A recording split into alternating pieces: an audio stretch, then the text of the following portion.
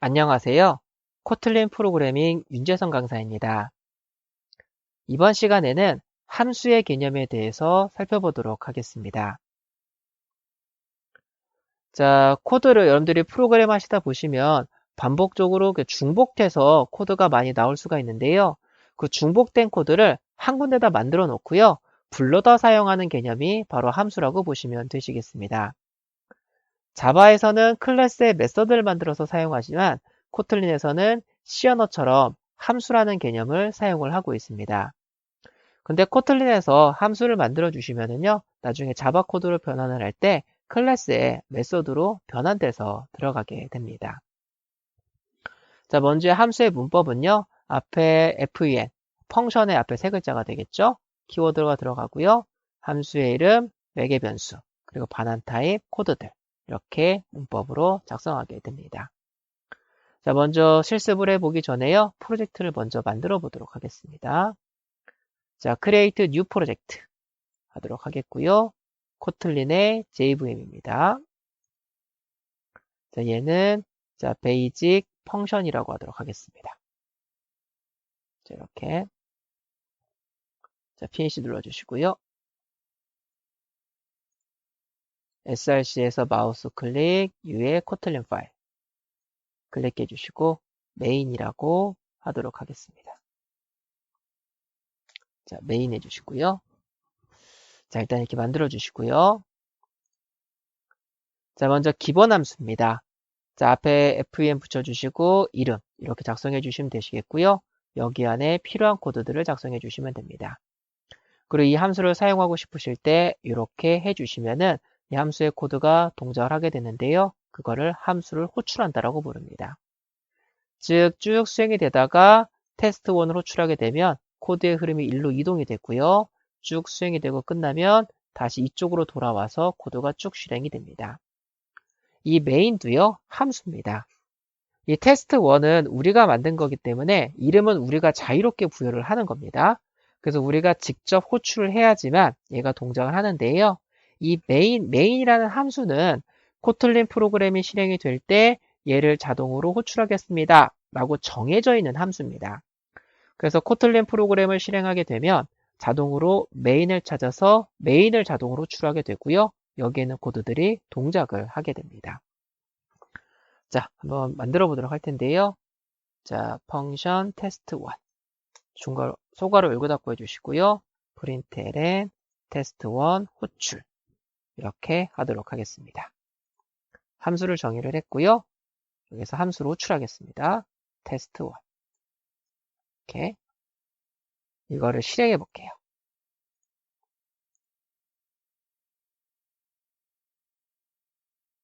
해주시면 이렇게 호출되는 거 볼 수가 있으십니다.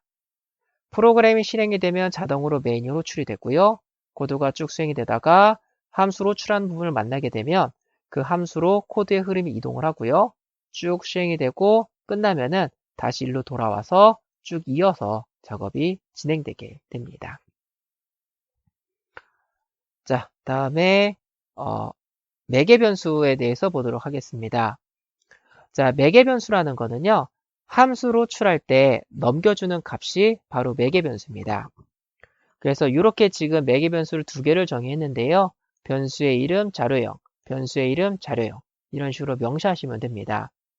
그래서 함수로 호출할 때요. 값을 두 개를 넣어주시면 이 첫 번째 값이 A1, 두 번째 값이 A2라는 변수에 각각 들어가고요. 여기 안에서 해당 변수의 값을 사용할 수가 있게 됩니다. 즉 함수 내부의 코드를 수행을 할 때 필요한 값이 있다고 한다면 함수로 호출할 때 그거를 전달받을 수가 있고요. 그걸 이용을 해서 함수의 내부 코드에서 사용할 수가 있습니다. 자, 한번 해보도록 할 텐데요. 자, 펑션 테스트2 자, A1 인티저 주시고요. 다음에 A2는 더블이라고 하도록 하겠습니다. 이렇게 해주시고요. println 테스트2 호출 라고 하도록 하겠고요. 자, 이걸 좀 구분해 보기 위해서 이렇게 달아줄게요. 자, println A1 해주시고요. A2, A2 이렇게 하도록 하겠습니다. 해주시고요. 여기서 한번 호출해 보도록 할게요. 테스트 2, 100에 11.12 이렇게 하도록 하겠습니다.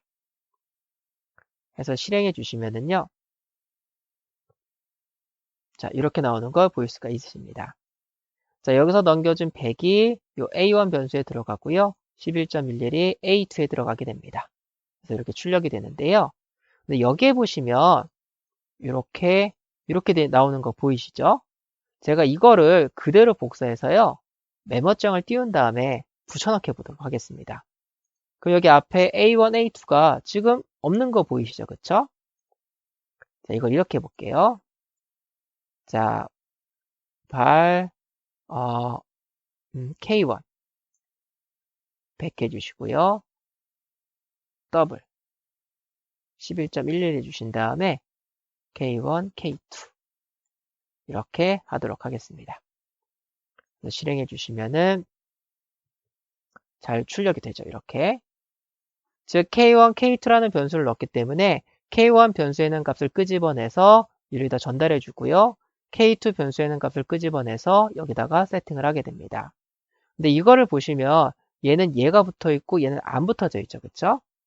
어떠한 함수를 호출할 때요. 값을 작성해 주시면 이 값은 어떠한 매개 변수에 담긴다라는 이름을 가상으로 보여주는 겁니다. 이거는 젯브레인즈에서 만든 인텔리제이 개발 도구의 기능입니다. 이거는 언어적으로 제공되는 게 아니고요. 개발 도구의 기능입니다. 그래서 여러분들이 코드를 작성해 주실 때 이 부분은 작성하지 않는 겁니다. 작성하지 않는 거고요. 값을 작성해 주시면 해당 값은 어떠한 매개 변수에 들어간다라는 걸 보여주기 위해서 이렇게 가상으로 보여주는 거고요. 변수의 이름을 작성해 주시면 저게 자동으로 안 붙습니다. 이거는 인텔리제이의 기능입니다. 자, 보시면 되시겠고요. 자, 만약에 또 호출을 할 때요. 다른 값 이렇게 넣어주시면 이제 여기에는 500이 들어가고 여기에는 55.55가 들어가게 됩니다. 이렇게. 그래서 함수 내부의 코드를 처리를 할 때 필요한 값들이 있다고 한다면 매개 변수를 통해서 받을 수 있습니다. 그런데 자바 프로그래밍 언어에서는 반드시 앞에서부터 1:1 대응돼서 들어가게 되는데요. 코틀린은 직접 지정할 수 있습니다. 테스트 2 A2는 66.66, A1은 600 이렇게 해주시면은 얘가 첫 번째 값이고 얘가 두 번째 값이긴 하지만 이 앞에 A2란 이름이 붙어져 있기 때문에 여기로 들어가고요. 얘는 A1이란 이름이 들어가 있기 때문에 여기에 각각 들어가게 됩니다. 하셔서 실행해 주시면은요. 자, 이렇게 잘 들어가는 걸 보실 수가 있으십니다. 그러면 굳이 순서를 바꿔서 할 필요 없겠죠. 그쵸? 그냥 이 매개 변수가 받는 값을 순서대로 값들을 나열해 주면 되기 때문에 굳이 이렇게 순서를 바꾸려면 앞에 이 값은 어떤 변수에 들어갈 거라고 우리가 직접 작성을 해줘야 됩니다. 좀 불편하겠죠. 그쵸? 별로 의미가 없습니다. 그런데 여기에서 의미가 있습니다. 기본값이 설정된 매개 변수인데요. 함수에 정의되어져 있는 매개 변수에 이렇게 값을 지정해 주시면 이 변수의 값이 들어오지 않는다고 한다면은 이 기본값으로 변수에 자동으로 세팅이 됩니다. 얘 같은 경우에는 100, 55.5가 각각 들어가기 때문에 A1에는 100, A2에는 55.5가 들어가는데요. 얘는 지금 하나만 작성했죠? 앞에서부터 1:1 대응되기 때문에 얘는 A1에 들어가는데요. A2에 세팅될 값이 없기 때문에 이 기본값이 A2에 들어가게 됩니다. 그리고 얘는 A2라는 이름을 지정을 했죠. 66.66은 A2의 변수에 담기게 되는데 A1에 담길 게 없기 때문에 얘는 0이 이 값으로 여기에다가 저장이 됩니다. 이처럼 기본값을 가지고 있는 함수를 호출할 때 나는 이 매개 변수에는 이 기본값이 세팅되어져 있는 이 매개 변수에는 값을 지정하지 않을 거야 라고 할 경우에 그때 이렇게 이름을 붙여서 사용을 해주시면 됩니다. 자, 한번 해보도록 할게요.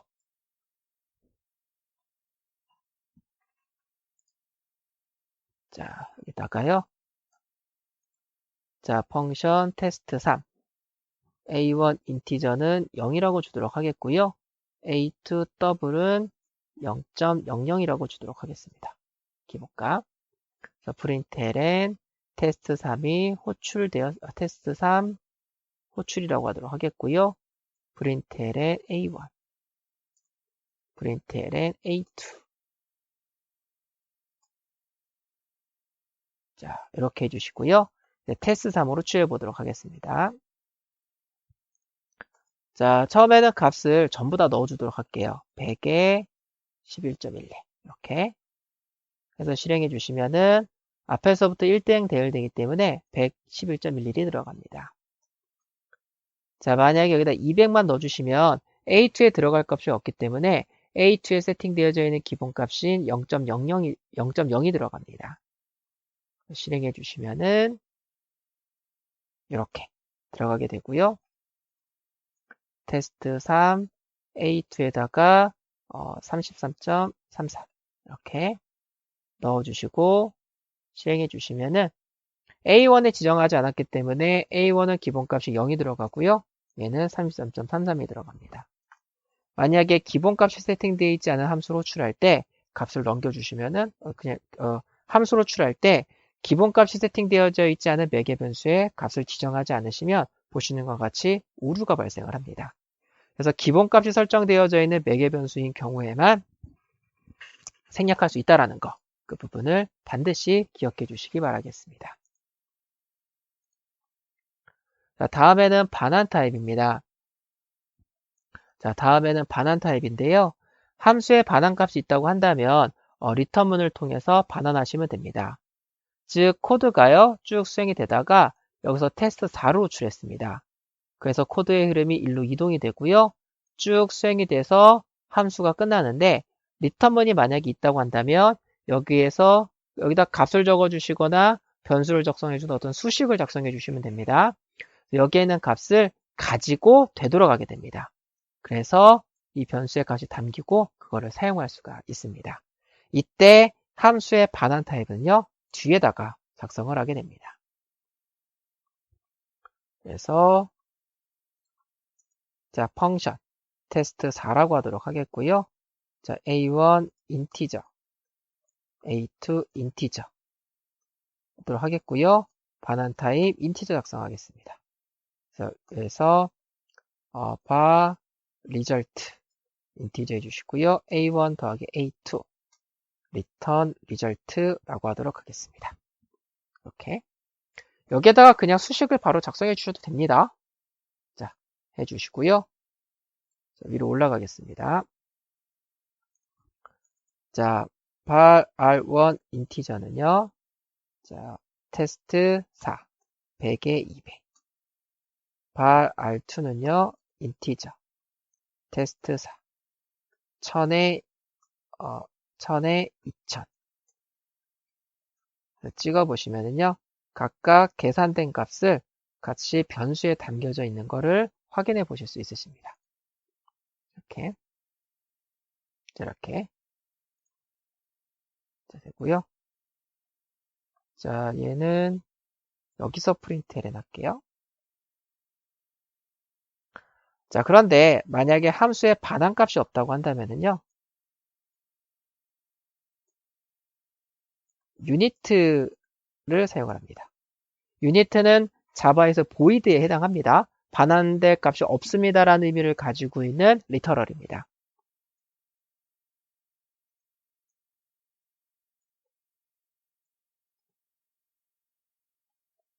자, 이렇게 해주도록 하겠고요. 호출해 볼게요.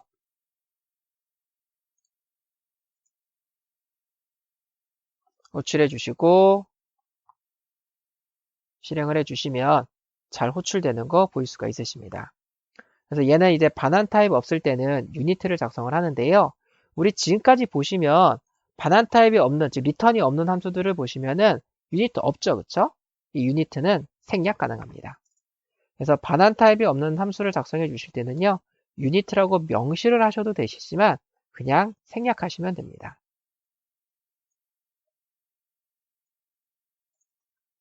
자, 이렇게 해주시면 되시겠습니다. 생략했죠, 그쵸? 그래서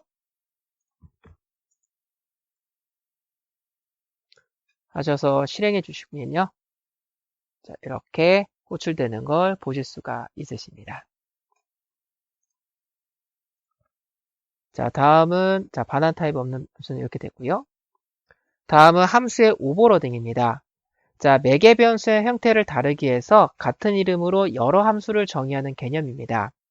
자, 이름은 똑같고요. 여기 보시면 함수의 이름들이 다 똑같죠? 다 똑같은데 매개 변수의 개수가 다르거나 타입이 다르거나 하시면은 각각을 구분해 볼 수 있습니다. 그래서 함수를 호출할 때 넘겨주는 값의 자료형이 무엇이냐 이거를 판단 혹은 개수가 몇 개이느냐 이거를 판단을 해서 그거에 맞는 함수를 호출해 주게 됩니다. 자, 밑으로 내리셔서요. 그래서 이렇게 할게요. 펑션 테스트 7 얘는 매개 변수가 없습니다. 호출 매개 변수 없음. 자, 해주시고요. 테스트 7 똑같이 만들어 주시고요. 인티저 자료형 하나 가겠습니다. println 테스트 7 호출 매개 변수 1개 인티저 이렇게 하도록 하겠고요.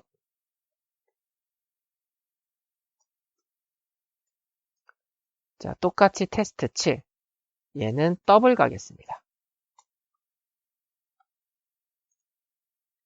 그래서 println 테스트 7 호출 매개 변수 1개 더블이라고 하도록 하겠고요.